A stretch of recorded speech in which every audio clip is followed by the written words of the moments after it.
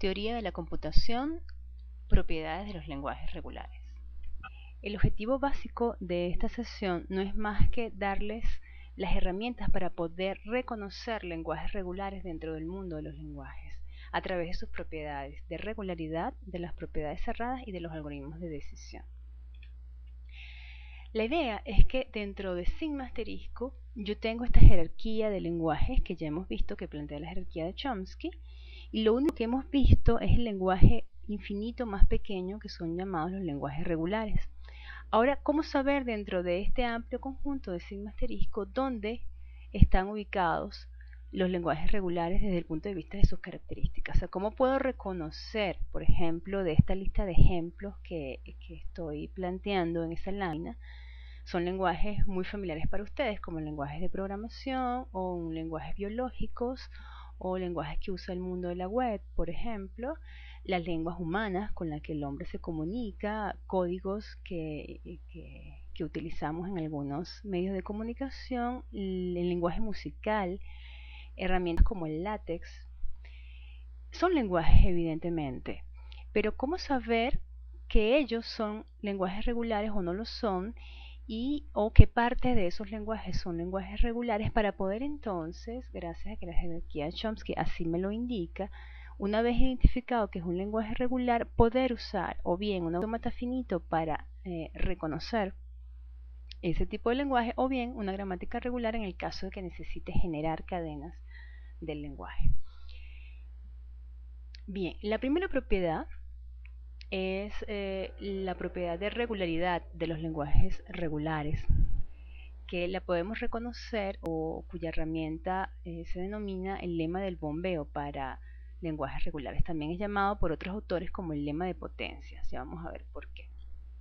Bueno, es planteado en ese año, en 1961, por estos autores, y su objetivo es demostrar que un lenguaje no es un lenguaje regular. Si yo quisiera demostrar que un lenguaje es regular, yo tendría entonces sencillamente que o mostrar el autómata finito o la expresión regular o bien la gramática regular con el cual yo puedo modelar ese lenguaje. Recordemos que durante la presentación de los modelos de autómatas finitos, de expresiones regulares y gramáticas regulares, hemos mostrado que si yo tengo una gramática regular o una expresión regular, entonces tengo un lenguaje regular, y viceversa. Si tengo un lenguaje regular, necesariamente tengo que tener una gramática que lo genere. Lo mismo sucede con los autómatas finitos. Esto quiere decir que estos teoremas me están diciendo que si yo obtengo el autómata, estoy ya diciendo que es un lenguaje regular. Pero es probable que yo no pueda, por alguna razón, ver el autómata finito o ver la expresión regular de un lenguaje, o trate de modelarlo con uno de esos modelos que acabo de mencionar, valga la redundancia, y no pueda. Entonces, lo preferible es poder identificar el tipo de lenguaje ante el cual me estoy enfrentando, para poder entonces hacer la selección adecuada de la herramienta con la cual voy a procesar el lenguaje, previamente a tratar de usar la herramienta y, digamos, con ensayo y error, darme cuenta que efectivamente la herramienta no me sirve. Bien, una vez que tenemos claro la importancia de la herramienta, tendríamos entonces que definirla. Es un lema, formalmente. El lema obviamente asume que partimos de un lenguaje regular, porque es una propiedad que todos los lenguajes regulares cumplen. Sin embargo, no es una condición o una propiedad suficiente, es una condición necesaria para que un lenguaje sea regular.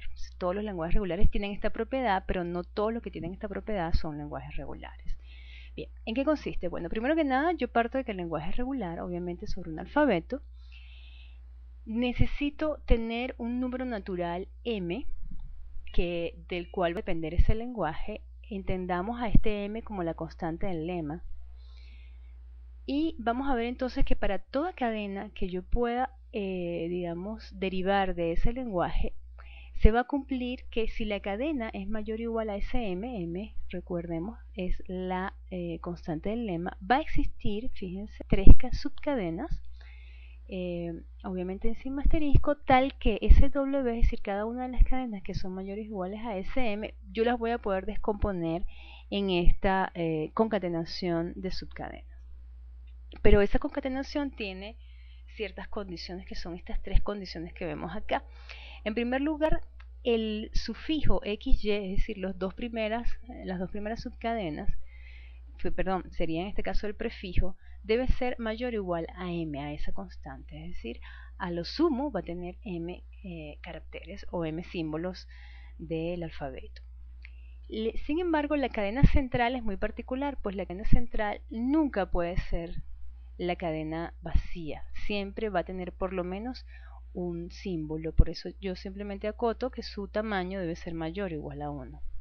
Ahora bien, la tercera condición es la más importante de recordar, pues me están diciendo que si un lenguaje es regular y cumplimos con todas estas condiciones, debe cumplirse que para todo i, es decir, para todo número entero mayor o igual a 0, debe cumplirse que esa cadena intermedia y a la i, es decir, recordemos que cuando yo elevo una cadena a la i, lo que estoy haciendo es una potencia de cadena, es decir, concatenando i veces la cadena y. Si hago esto, entonces esa cadena sigue estando en L. O sea, a pesar de haber cambiado la cadena, simplemente colocando y concatenaciones de la cadena y, sigue siendo de todas maneras una cadena que está en el lenguaje. Ahora, lo que me está diciendo el lema es que, primero que nada, yo obviamente tengo un número finito de estados dentro de un autómata finito determinístico. Supongamos que es determinístico. Cada vez que yo proceso un símbolo dentro de un autómata y cambia de un estado a otro, hay dos estados involucrados aunque haya procesado un solo símbolo. Si tengo un número m de estados y mi cadena es mayor que m, necesariamente hay que pasar más de una vez por uno de los estados, por lo menos por uno. Eso me lo están diciendo todas estas interpretaciones que están acá. ¿Qué me están diciendo? Esa cadena W evidentemente es una cadena que está formada por la concatenación de X, Y y Z, pero estamos diciendo que W está en el lenguaje. Si está en el lenguaje, eso quiere decir que desde el estado inicial yo puedo llegar al estado final y reconocerlo. Y lo que estamos mostrando acá es simplemente cómo estos puntos suspensivos o estas líneas perpunteadas lo que indica es que no sabemos qué cantidad de transiciones y estados están pasando por acá. Lo cierto es que desde Q sub 0 llego a Q sub i procesando la cadena X, no es un símbolo, es la cadena X, y lo mismo sucede dentro del Q sub i. Aquí este ciclo no necesariamente es un bucle, puede ser un ciclo formado por más de un estado. Lo que quiero decir, repito, con estas líneas perpunteadas es que puede haber cualquier cantidad de transiciones y estados acá metiditos en este ciclo. Pero lo cierto es que aquí se está procesando la subcadena Y y así hasta que concatenamos la subcadena Z. Y como sabemos que W es igual a X y Z, entonces sabemos que W también es reconocido porque voy desde Q sub 0 a Q sub F. Bien, de eso se trata. Simplemente me está diciendo necesariamente un lenguaje infinito que sea regular debe cumplir con que yo puedo pasar cualquier cantidad de veces por este ciclo, que puede involucrar más de un estado, como ya lo he dicho, y seguir siendo regular. Este lema del bombeo va a ser un lema que se va a utilizar por reducción al absurdo. Fíjense, lo primero que tenemos que hacer es asumir que el lenguaje es un lenguaje regular. Segundo, tomar a m como la constante del lema. Evidentemente m va a ser una constante que se va a manejar, digamos, sin conocer su valor. No necesitamos conocer su valor, pero sí tomarla en cuenta. Seleccionar dentro del lenguaje una palabra W que tenga las características que el lema lo indica. La más importante es quizás esta, en que el número de elementos o cadenas, perdón, o posiciones de esa cadena debe ser mayor o igual a m, a la constante. Y luego tenemos que considerar todas las posibles factorizaciones de W, que como ya repetimos, lo factorizamos en estas tres subcadenas y que deben cumplir con las condiciones 1 y 2 del lema. Y luego mostrar, digamos, tratar de hallar una contradicción en donde para todas las factorizaciones X, Y, Z se puede encontrar un valor de i que no esté en el lenguaje, es decir, hacerlo por contradicción. Al conseguir la contradicción, lo que tenemos que hacer es simplemente decir, esta condición debería cumplirse, pero yo conseguí un contraejemplo, por tanto, lo que asumí desde un principio es que el lenguaje es regular, necesariamente tiene que ser falso. Pues si es regular, él debe cumplir la condición número 3. Supongamos el lenguaje, el alfabeto binario 0, 1 y el lenguaje que tenemos definido acá. Fíjense, tengo 0 a la J, 1 a la I y J son exactamente iguales y J son mayores o iguales que 0. Recordemos que significa la potencia de un símbolo del alfabeto, simplemente que voy a colocar J veces un 0 y veces un 1 concatenados, de manera que tengo un bloque de ceros y un bloque de 1 exactamente de la misma cantidad. La pregunta es si este lenguaje es regular. Supongamos que no lo sabemos y empezamos a tratar de hacer el autómata. Q sub 0 es de reconocimiento cuando I y J son iguales a 0, cuando I y J son 1, tendríamos que contar con estados la cantidad de ceros y la cantidad de 1 que sean exactamente la misma. Si I y J es igual a 2, tendríamos que tener dos transiciones que reconozcan estos dos símbolos y luego los dos unos y reconocer y así sucesivamente hasta que terminemos con todos los valores posibles de I y J. Evidentemente, este autómata me da a dar un autómata con un número infinito de estados. No es un autómata finito determinístico, sino un número infinito de estados que evidentemente no es el modelo que estamos necesitando para representar los lenguajes regulares. Y algo sucede con este lenguaje y lo que sucede es precisamente que no es regular y estoy tratando de usar un modelo que no me sirve para las características de este lenguaje. Entonces, lo que necesito es, antes de ponerme a hacer el autómata y darme cuenta de que el número de estados es infinito, podríamos entonces, aplicando el lema del bombeo, demostrar que efectivamente un lenguaje como este no es regular. Y para demostrarlo, lo primero que tengo que hacer es asumir que el lenguaje sí es regular, luego escoger una palabra o una cadena que esté dentro del lenguaje, que cumpla las condiciones del lenguaje y que además cumpla las condiciones del lema. Eso quiere decir primero que la cadena debe depender del valor de m, de la constante del lema, y ser mayor o igual en longitud al valor de m. Por ejemplo, este W, 0 a la m, 1 a la m, fíjense que él depende del valor de m y además este valor hace que la condición del lema se cumpla. Luego tendríamos entonces que considerar todas las posibles factorizaciones de W en X, Y, Z y ver que existe un valor de I para el cual esa cadena bombeada, es decir, concatenada y veces la subcadena Y, esa cadena deja de estar en el lenguaje porque deja de cumplir las condiciones propias del lenguaje. Esa demostración de cómo podríamos ver que el lema del bombeo me está diciendo que este lenguaje no es regular, lo podemos ver a través del JFLAP. Fíjense, el JFLAP tiene uno de sus ítems que nos permite aplicar el lema del bombeo sobre los lenguajes regulares. Y aquí simplemente me muestra una lista de posibles lenguajes. Podemos seleccionar el primero de ellos, que es justamente el que estamos tratando, A a la n, B a la n, cuando n es mayor o igual a 0. Y lo que queremos es, primero que nada, identificar el valor de m. Supongamos que m es 4. Si m es 4, tendríamos entonces, lo primero que hace es seleccionarme un W, es decir, una cadena que está en el lenguaje. Fíjense que tengo 4A seguidas de 4B, evidentemente aquí vamos a cambiar los ceros por la A y los unos por la B. Y ahora me va a permitir jugar con todas las posibilidades que tengo de X, Y y W. Claro, él puede jugar con el tamaño completo de la cadena es de tamaño 8, porque le hemos dado un valor a m particular. Fíjense que si yo coloco esta posibilidad no puede darse.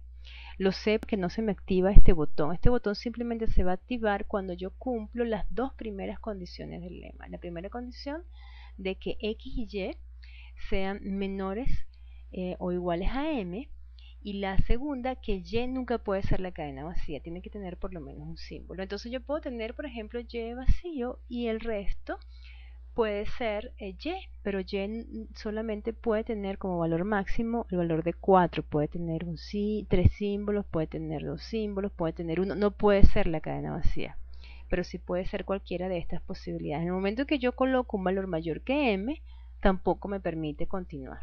Entonces supongamos que el primero es 1, perdón, y este tiene valor de 3. Fíjense que la suma de x y y me da 4, que es justamente el valor umbral de la cadena. Es una posibilidad. Y simplemente lo que hago es jugar, darme cuenta que esta herramienta me permite calcular ese valor de y. Él dice que cuando y es igual a 0, entonces yo puedo obtener esto que está acá, fíjense, x, y a la 0, z, y eso me va a dar entonces a y b a la 4. Evidentemente el número de a y el número de b ya no son iguales, por tanto la cadena sale del lenguaje. Pero podemos ver la animación. ¿Qué es lo que está pasando aquí? Fíjense, lo que está pasando entonces es que yo voy a pasar 0 veces por todos los nodos y transiciones que implica desarrollar la cadena Y. Y eso no es más que decir, bueno, coloco a X, no coloco a Y y coloco entonces a B. ¿Sí? Pero también podría tener, por ejemplo, una cadena más pequeña acá, ¿sí? El valor de Y es igual a 0. Vamos a poner un poquito más grandecita esta, a ver si me deja un valor diferente. Por ejemplo, esta, tengo dos A para X y una A para Y, la suma de esto es 3, sigo cumpliendo con la condición del lema, el resto es Z, y él me da entonces un valor de I igual a 2. Fíjense que cuando I es igual a 2 también lo voy a poder sacar del lenguaje. Entonces fíjense, yo coloco primero a X, pero a Y, como me dice que lo coloque 2 veces, la voy a concatenar exactamente 2 veces. La primera vez y la segunda vez. Y por último coloco al valor de Z. Esto me hace tener 5 A's y 4 B's. Evidentemente se me, digamos, dejado de ser igual los valores de I y de J, y por tanto lo saco del lenguaje. Fíjense que es muy importante darse cuenta por qué la cadena sale del lenguaje. Sale del lenguaje porque deja de cumplir la condición de que el número de A es igual al número de B. Por tanto, cada vez que yo aplique a cualquiera de estos lenguajes o a cualquier lenguaje el lema del bombeo, es muy importante saber cuándo yo consigo la contradicción. Supongamos, por ejemplo, acá donde tengo que el número de A es menor que el número de B. Aquí vamos a escoger un valor de M igual, supongamos 3. Entonces me da, tengo acá la cadena 1, 2, 3, 3 A's y 4 B's, porque justamente es menor estricto. Y entonces yo puedo escoger los valores acá, supongamos estos, y entonces él me dice acá que tengo que I es igual a 2, y entonces voy a bombear. Fíjense que la cadena Y la voy a colocar entonces 2 veces y voy a colocar a Z, y entonces en ese momento justamente no me deja de cumplir la condición. La condición es que el número de A sea menor estricto que el número de B, y aquí es exactamente igual. Si coloco, por ejemplo, una cadena Y igual a 2, fíjense lo que va a pasar. Aquí el número de Y se va a colocar 2 veces, por tanto me van a colocar 4A, y B. Aquí entonces pasa que el número de A ahora es mayor que el número de B. Siempre la saco del lenguaje, pero siempre contra la condición del lenguaje. Eso es muy importante. Aquí también puedo tener, que es muy útil, la explicación de las posibilidades que tengo de escoger X, Y y Z. Puedo tener incluso una explicación de este lenguaje en sí, que es lo que realmente está pasando con la definición de la cadena, es A a la M con B a la M más 1. ¿Sí? Y lo que está pasando entonces es que ellos hacen que el valor de I sea mayor que 1 para hacer entonces justamente la condición contraria, el que me permite entonces conseguir la contradicción. Ok. Es muy importante recordar que el lema del bombeo solo puede usarse para mostrar que un lenguaje no es regular. Por reducción al absurdo, tal como acabamos de ver, simplemente estoy contradiciendo el literal número 3, que dice que para todo i mayor o igual a 0 se cumple que al bombear la cadena y veces esa sigue estando en el lenguaje. Entonces, al entender esto, quiere decir que yo no voy a poder nunca usar el lema para mostrar que un lenguaje sí es regular. ¿Por qué? Porque yo tendría que demostrar que para todo i desde 0 hasta infinito se cumple esta condición. Y eso evidentemente no lo voy a poder terminar de demostrar si lo hago uno a uno. Incluso si trato de buscarme una demostración por inducción, yo tendría entonces que realmente garantizar que el lenguaje yo lo puedo expresar en términos recursivos para poder aplicar inducción. y eso no siempre es tan sencillo. Mientras que el lema, al usarlo por contradicción, para demostrar que no es regular, pues es muy sencillo demostrar que un valor de i hace que esto no se cumpla para todas las condiciones x, y, z. ¿Ok? Lo que necesito, repito, para poder demostrar que el lenguaje sí es regular, no es más que mostrar entonces la expresión regular o la gramática regular o bien el autómata finito. Como les dije, hay lenguajes libres de contexto. Como el lenguaje libre de contexto es un lenguaje que incluye los lenguajes regulares, es posible que algunos lenguajes libres de contexto satisfagan el lema del bombeo para lenguajes regulares, sin ser realmente regulares. Por tanto, el lema del bombeo es una condición necesaria, pero no suficiente para ser un lenguaje regular.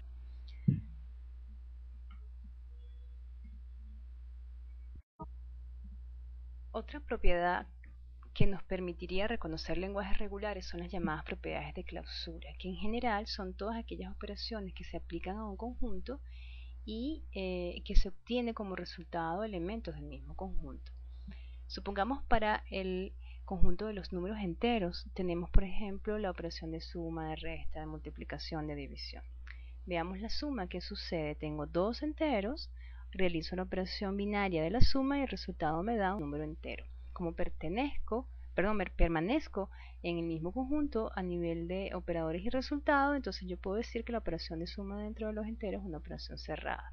Veamos que la división no sucede así, puesto que la división de esos dos números, de esos mismos dos números enteros, me da como resultado un número real. Se sale del conjunto de los números enteros, por tanto, esta operación no es una operación cerrada.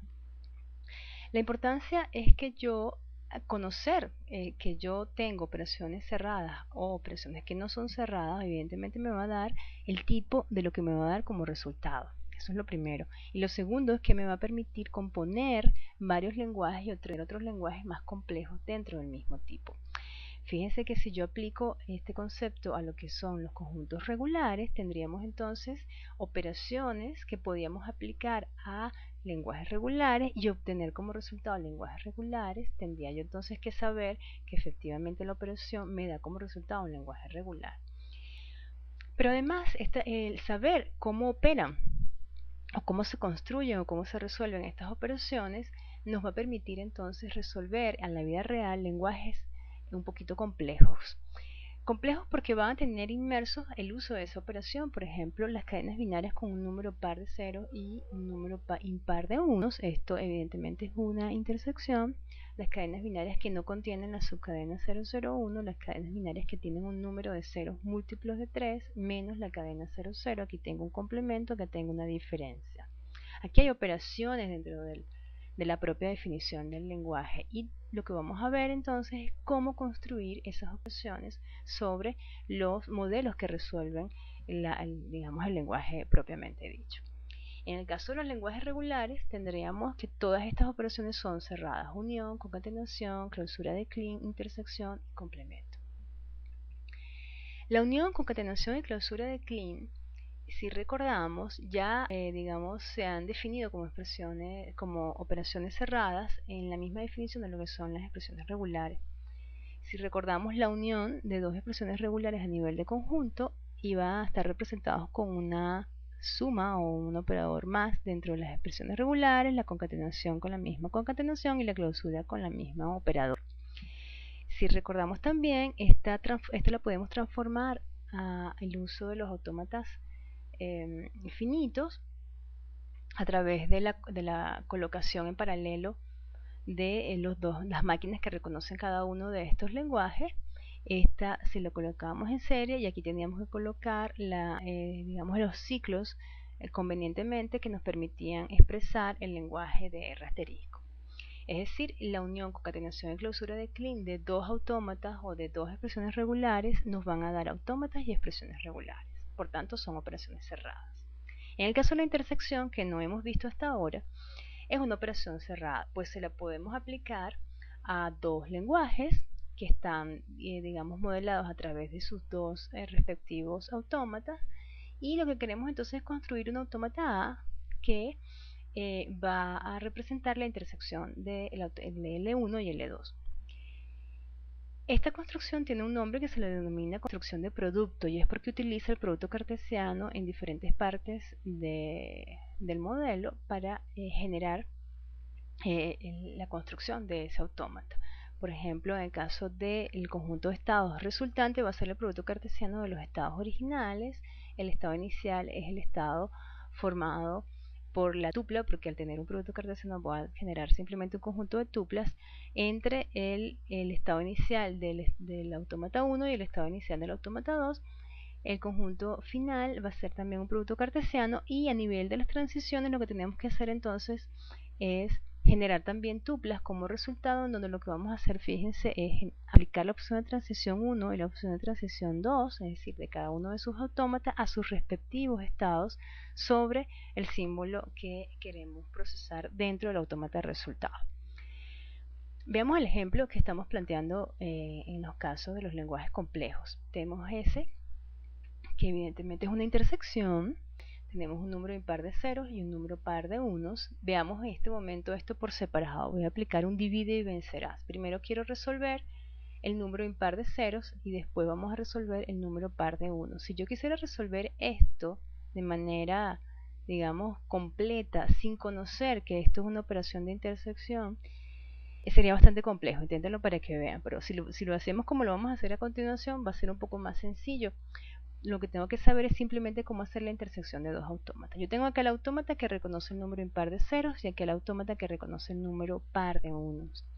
Y lo que tenemos acá en la tabla es simplemente la aplicación del algoritmo que anteriormente les he especificado, en donde hemos seguido exactamente la definición. Tendremos acá el conjunto Q formado por todo el producto cartesiano de los estados de este autómata contra los estados de este autómata. Lo que tenemos que hacer es agarrar el primer estado y formar tuplas con cada uno de estos, tal como lo vemos acá, y luego el siguiente estado con cada uno de estos, tal como lo vemos acá. A nivel de la tabla, evidentemente tenemos que colocar el alfabeto 0, 1, y cada una de las celdas lo que va a hacer es aplicar la función de transición de cada autómata sobre cada uno de estos estados. Por ejemplo, el primero. Tengo Q sub 0, ¿qué sucede cuando viene un 0? Me paso a Q sub 1, por eso coloco aquí un Q sub 1. Tengo Q sub 2, ¿qué sucede cuando viene un 0? Hace un bucle y queda en Q sub 2. ¿Qué pasa cuando viene un 1 y estoy en Q sub 0? Me quedo en Q sub 0. ¿Qué pasa cuando estoy en Q sub 2 y viene un 1? Me voy a Q sub 3. Y así sucesivamente lleno esta tabla. Y esta tabla entonces me va a definir este autómata que está acá, que es el autómata que es capaz de reconocer la intersección. Vamos a ver una herramienta nueva que se llama Selfa, en donde yo puedo, digamos, construir automáticamente la intersección del producto a partir de esos dos autómatas. Fíjense que yo tendría acá la herramienta Selfa. Yo tengo acá escrito los dos autómatas que acabamos de ver, y lo único que tenemos que hacer es al final, como vemos acá, llamar a la intersección de esos dos autómatas de A y B. En esta herramienta yo simplemente copio este código que está definiendo el autómata A con este conjunto de estados y estas transiciones, el autómata B con este conjunto de estados y elementos y transiciones, y simplemente acá mando a hacer la intersección e imprimo esa intersección. Vamos a ver si tenemos suerte. Y Selfa nos da como resultado entonces, como vamos a ver a continuación, el autómata 1, que yo podemos ver gráficamente si lo queremos. Aquí está, que es el que justamente les estoy mostrando, el autómata B, que es el del número par de unos. Y tenemos, fíjense, justamente la tabla que acabamos de ver en la presentación. Él me la muestra, él después reetiqueta las tuplas que están formando acá con otros nombres, y entonces me construye el autómata final, que es este, que lo podemos ver acá. Vamos a ver si tarda un poquito. Es este que está acá, ¿sí? Selfa lo que hace es simplemente aplicar el algoritmo que acabamos de ver anteriormente.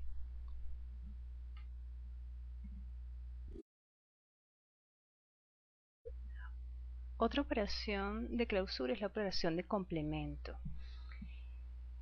que me permitiría entonces reconocer exactamente el complemento del lenguaje que estamos definiendo. Si tenemos el autómata A con sus 5 componentes, el autómata complemento es muy sencillo, pues lo único que tiene que hacer, como lo podemos ver acá, es digamos, restarle al conjunto de estados Q Q el estado final, y eso va a ser ahora nuestros estados finales. Eso quiere decir que lo que tendríamos que hacer es colocar como reconocimiento aquellos que antes no reconocía. Fíjense este ejemplo, en donde tenemos las cadenas binarias que no tienen un número de ceros múltiplos de 3.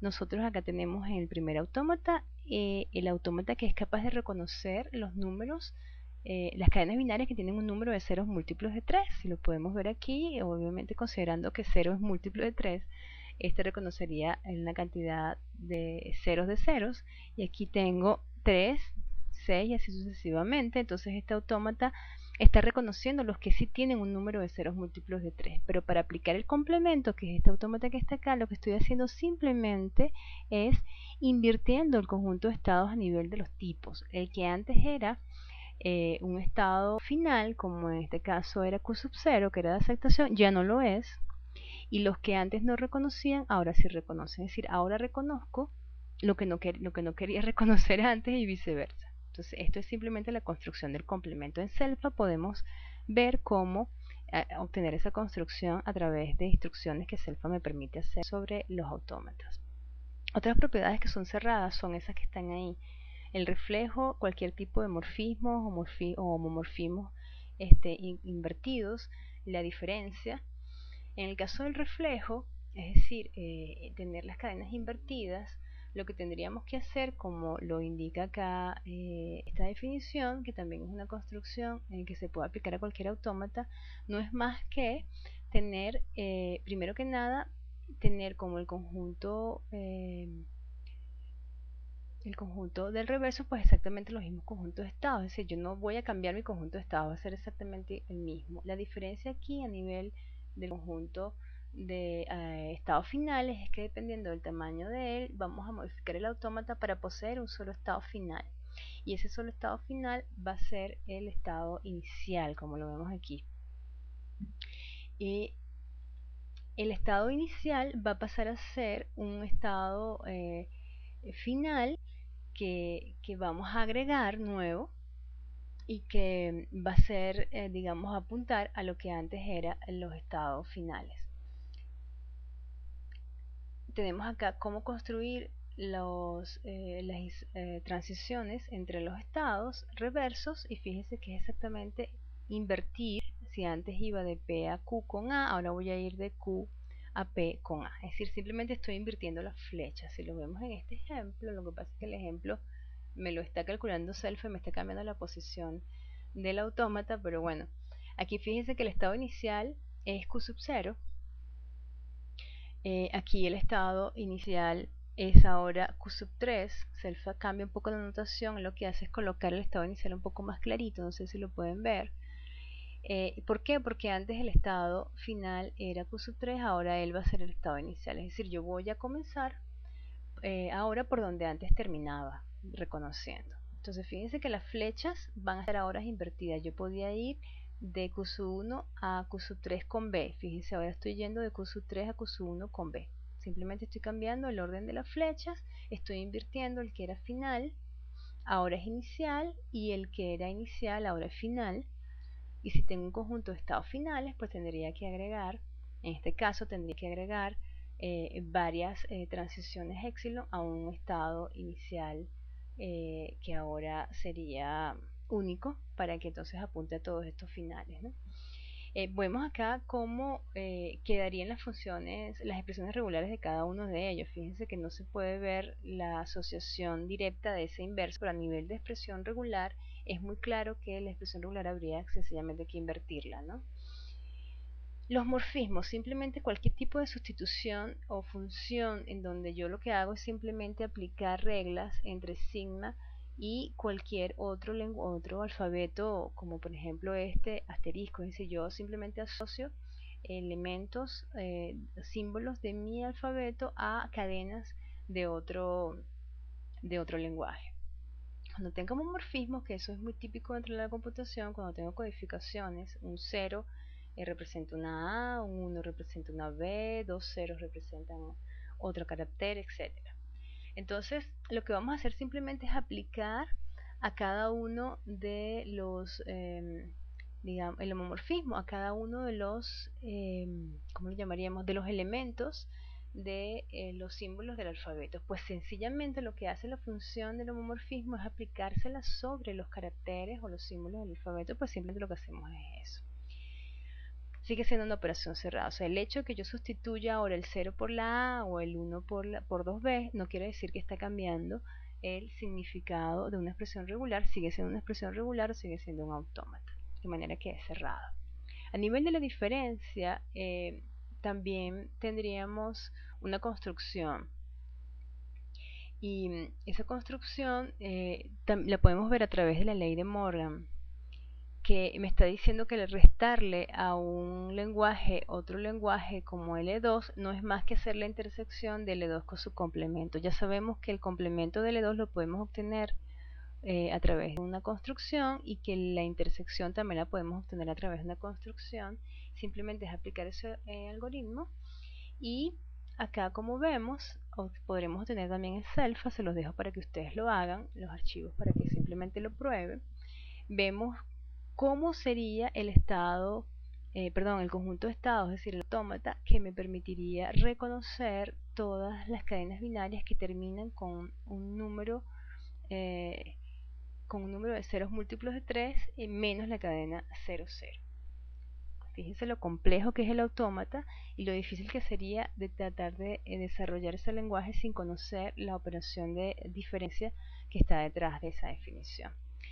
Okay. Otras de las propiedades que debemos revisar son lo que tienen que ver con los algoritmos de decisión, es decir, con diferentes problemas como la equidad, la inclusión, la membresía, la vacuidad, la finitud. Todos estos problemas para el conjunto de los lenguajes regulares son son algoritmos, pues son problemas que se pueden resolver con un algoritmo de decisión. Un algoritmo de decisión no es más que un conjunto de procedimientos que yo puedo aplicar primero que nada a toda instancia del problema, y que siempre me va a dar un resultado positivo, dando la salida a esa aplicación. Fíjense que nosotros ya hemos hablado de lo que son los problemas de decisión, que son los tipos de problemas que estamos aplicando o resolviendo dentro de la teoría de la computación. Sin embargo, no es lo mismo el problema que la solución. El algoritmo es el que soluciona el problema. Si el problema es de solución, quiere decir que está esperando una respuesta binaria, sí o no, acepta o no. Pero si el algoritmo es de decisión, lo que quiere decir es que es un algoritmo que va a funcionar para todas las instancias del problema, que siempre me funciona y que la respuesta siempre va a ser correcta. En este caso, todos los problemas de decisión que hemos planteado anteriormente tienen algoritmos que también son de decisión para el conjunto de los lenguajes regulares. Entendamos, por favor, que eso quede bien clarito, que el conjunto de los lenguajes regulares al cual nos estamos refiriendo realmente, que tiene importancia para la teoría, son a los lenguajes infinitos. Pues los lenguajes finitos, todos esos problemas tienen solución al ser una estructura manejable dentro de cualquier algoritmo, algo que es finito.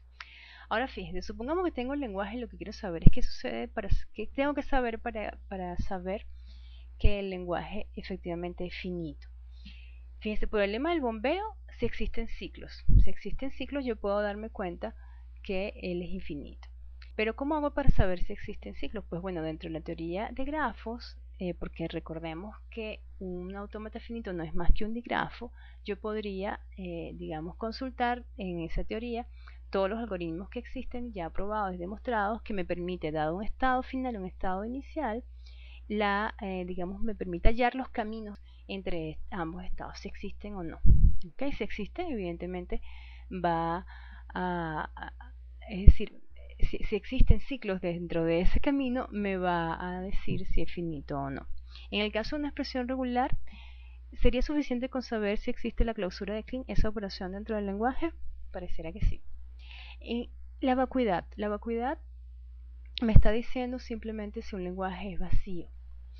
En el caso de la autómatas finitos, como les dije antes, también me va a ayudar la teoría de grafos, porque aquí siempre y cuando existe un camino desde el estado inicial hasta todos los estados finales, un camino, no importa si tiene ciclos o no, simplemente existe un camino, pues entonces yo puedo decir que por lo menos reconoce una cadena. y si no existe, pues entonces no estaría reconociendo absolutamente nada. A nivel de expresiones regulares, yo tendría que reconocer la existencia de la expresión regular del vacío dentro de la expresión regular, y dependiendo si estoy aplicando la operación de la unión o la operación de la concatenación o la operación de la clausura, pues voy a saber si es finito, vacío, si es vacío o no.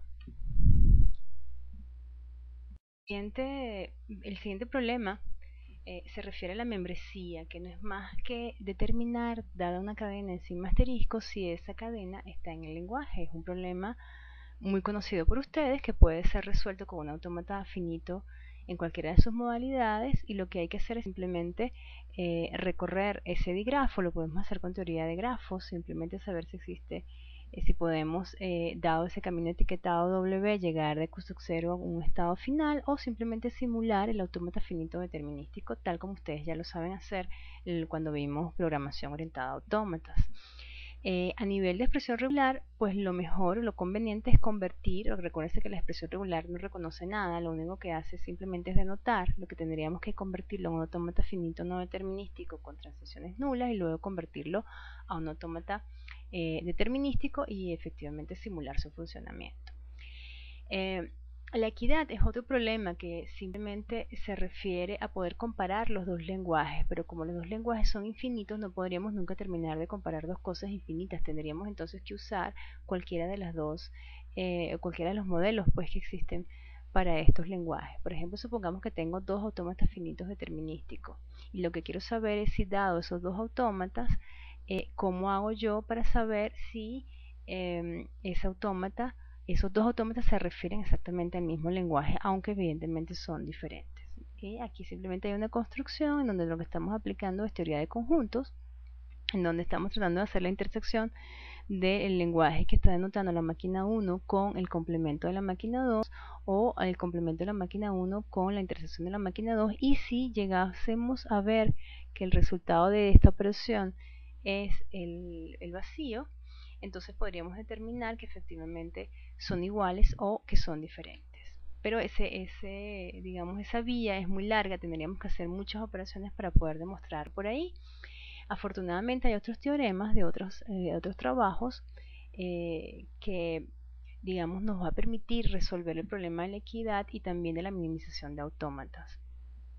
Estos teoremas están basados en relaciones de equivalencia que se pueden definir sobre el conjunto de los lenguajes regulares, que está simplemente relacionándose, lo podemos ver acá, dos cadenas X y Y, si ellas, fíjense, están perteneciendo al lenguaje, y lo que está diciendo es que existe cualquier cantidad de cadenas dentro del lenguaje, en donde X y Y son los prefijos y Z son los sufijos. Esta relación nos va a permitir establecer clases de equivalencias sobre las cadenas que forman parte del lenguaje. Pero también podemos establecerla a través del autómata, es decir, sin hablar del lenguaje, sino del modelo del lenguaje, que en este caso es un autómata finito determinístico. Fíjense, lo que me está diciendo es que U y B van a estar relacionadas con esta relación de equivalencia si desde Q sub 0 U es exactamente igual a procesarlo desde Q sub 0 con B. Es decir, no importa para Q sub 0, o sea, desde Q sub 0 no importa si proceso U o proceso B, obtengo exactamente el mismo resultado. Esta es una relación de equivalencia que, como sabemos, va a dividir el lenguaje en particiones, y lo importante es que, según los teoremas de Nilschi y Nerone, si L es un conjunto encima asterisco, entonces L primero es aceptado por un autómata finito. L es la unión de alguna de las clases de equivalencia dentro de ese autómata, y lo importante es que la cantidad de clases de equivalencia, es decir, de particiones que me va a crear, es exactamente finito. Por eso es que se llama un autómata finito, y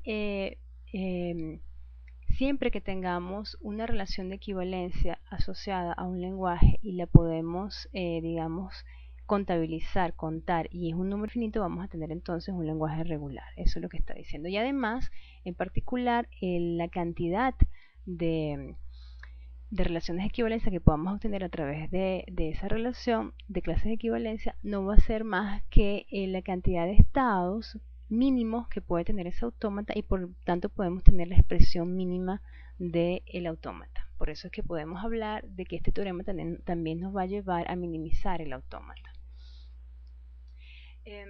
Para realizar la construcción de la minimización de un autómata o para comparar su equivalencia, tendríamos que, traspolar esta definición formal del teorema de los teoremas que acabamos de ver anteriormente a lo que significa eso a nivel del autómata. Fíjense, nosotros para poder demostrar que dos estados son equivalentes tendríamos que probar que para toda cadena X, si yo desde el estado P acepto a X, desde el estado Q también tendría que aceptarlo, o viceversa, si desde el estado P yo no acepto a X, desde el estado Q tampoco tendría que aceptarlo.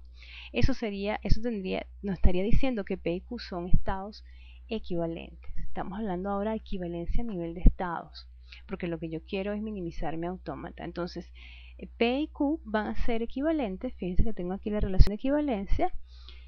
Si se cumple esa definición para todo X, pero evidentemente decidir si dos estados son equivalentes sería muy costoso, no podría terminar, de hecho no podría terminar de hacerlo porque X es una cadena dentro de un conjunto infinito que es sin asterisco, pero sí puedo determinar si P y Q son distinguibles, y eso no es más que ver si existe al menos una cadena para el cual uno está en F y el otro no está, ¿ok? O viceversa. Veamos este autómata. Este autómata podríamos aplicarle el algoritmo que vemos acá, que no es más que construir una tabla, se llama una tabla de estados distinguibles, donde vamos a marcar con una X todos aquellos estados que podemos distinguir. ¿Sí? En el caso del estado del autómata anterior, este que está acá, lo que vamos a ver es que el conjunto Q está formado por 8 estados y el conjunto F está formado por un estado que en este caso es el estado etiquetado C.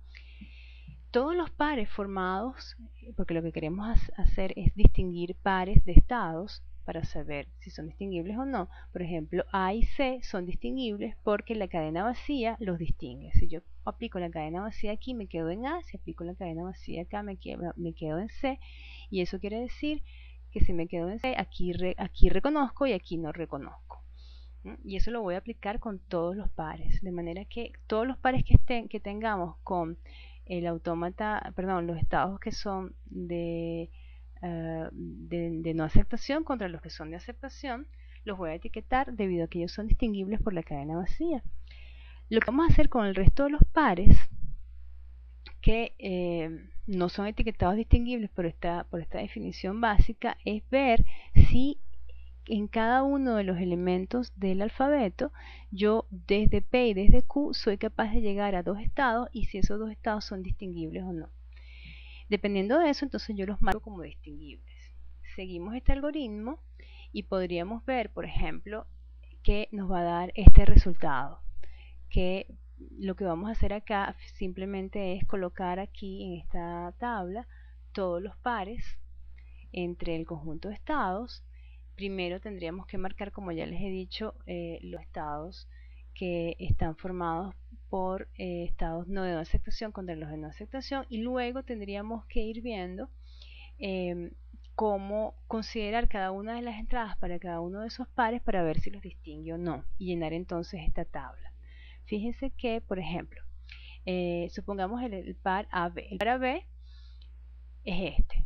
Si viene un 0, voy para B, pero si estoy en B y viene un 0, voy para G. Fíjense que A, B y G, que son los estados a donde llego con un 0, vamos a buscar B y G, B y G, B y G es distinguible. Como B y G son distinguibles, por transitividad A y B también lo son.